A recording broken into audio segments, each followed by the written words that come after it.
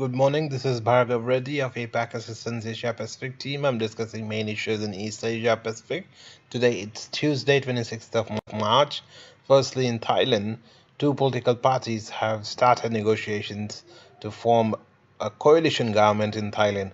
The two parties are the Pheu Thai Party, which is linked to the former Prime Minister Shinawatra, and the pro-military Palang Pracharat Party. The Pheu Thai Party won the highest number of parliamentary seats, while the Palang Pracharat Party garnered the most number of votes.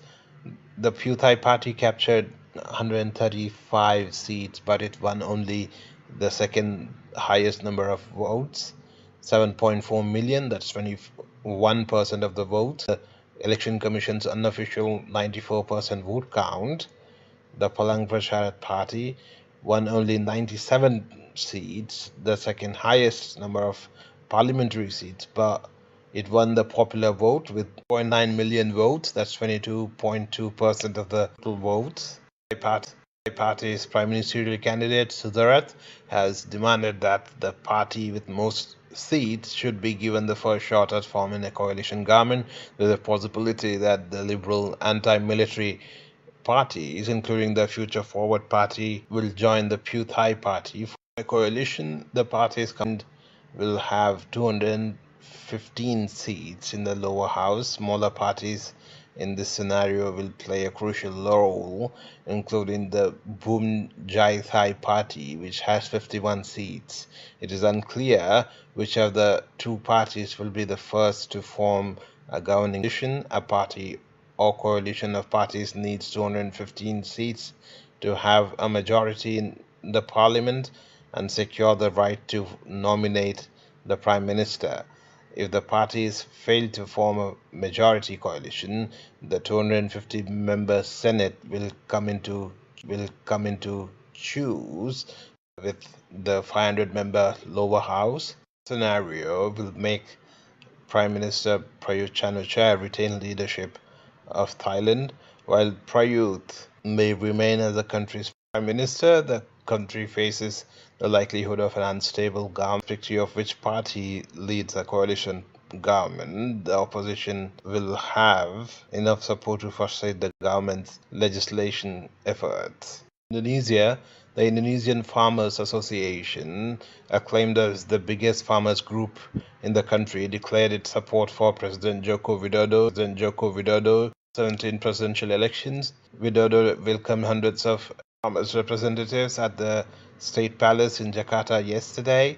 The farmers' backing of Widodo came a few days after some 10,000 business people declared their support for the president and his running mate Maruf Amin in Ish Tora Senayan, central Jakarta on March the 21st. The president is expected to win a re-election despite a recent survey by Compass showing his lead over Prabowo has been cut to 11.22%. Other earlier polls show Widodo winning by as much as 20%. Also in Indonesia, Indonesian police arrested a militant allegedly belonging to the Jamaat Ashurat Dula in North Lapang on March the 22nd. He said the suspect, identified only as K, was on the police most wanted list and had undergone military training in Lapang. K was the 10th suspect JAD terrorist to be arrested this month.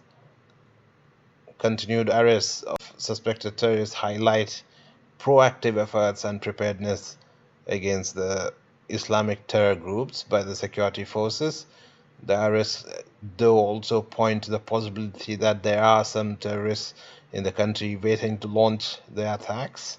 In Myanmar, the Myanmar military has clashed with the rebel Arakan army in more than 100 different encounters in Rakhine State since the militants attacked police outposts in early January.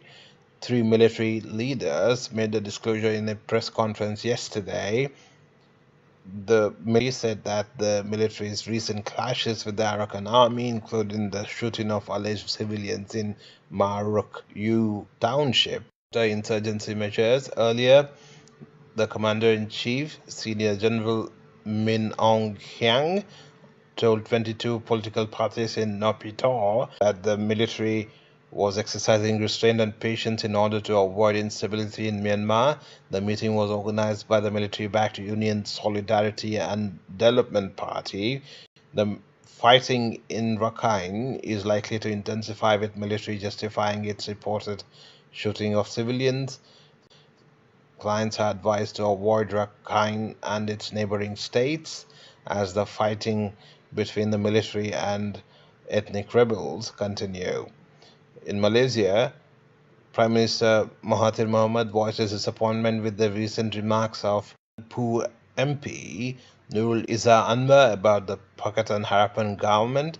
Nurul Izzah, Anwar Ibrahim's daughter, told us Singaporean media that she was heartbroken having to once again work with Mahathir. She said she would be serving her final term as a lawmaker due to her disappointment with the government's slow reform efforts. Nurul Izzah could be unhappy with the Mahathir's leadership because the opposition, the Union Malay National Organization Party, has gained some ground following its victory in two recent by-elections with the backing of Malaysian Islamic Party. Also unclear whether Mahathir will be transferring the leadership of the country to Anwar.